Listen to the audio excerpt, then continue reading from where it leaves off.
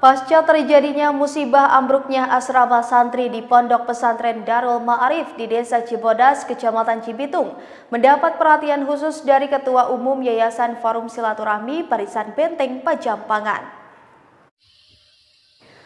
Pasca terjadinya musibah ambruknya bangunan asrama santri Pondok Pesantren Darul Ma'arif di Kampung Cilengsir, Desa Cibodas, Kecamatan Cibitung, Kabupaten Sukabumi yang terjadi pada pekan lalu, dapat perhatian dari organisasi Yayasan Forum Silaturahmi Barisan Benteng Pajampangan. Bangunan kayu berusia belasan tahun itu ambruk saat puluhan santri tengah makan bersama setelah mengaji.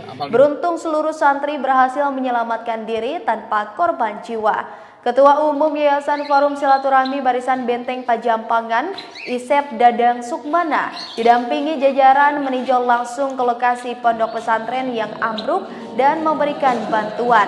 Dalam kunjungannya, dirinya menyampaikan keprihatinan mendalam atas peristiwa yang terjadi.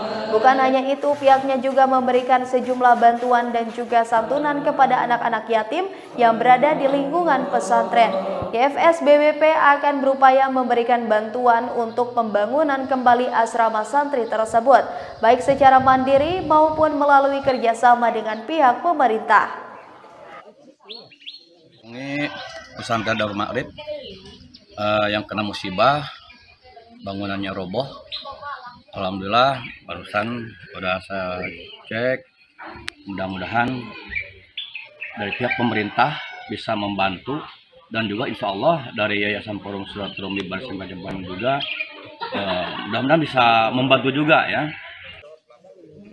Atas terjadinya peristiwa tersebut diharapkan dapat menjadi pengingat akan pentingnya perhatian dari semua pihak terhadap kondisi infrastruktur pesantren di daerah.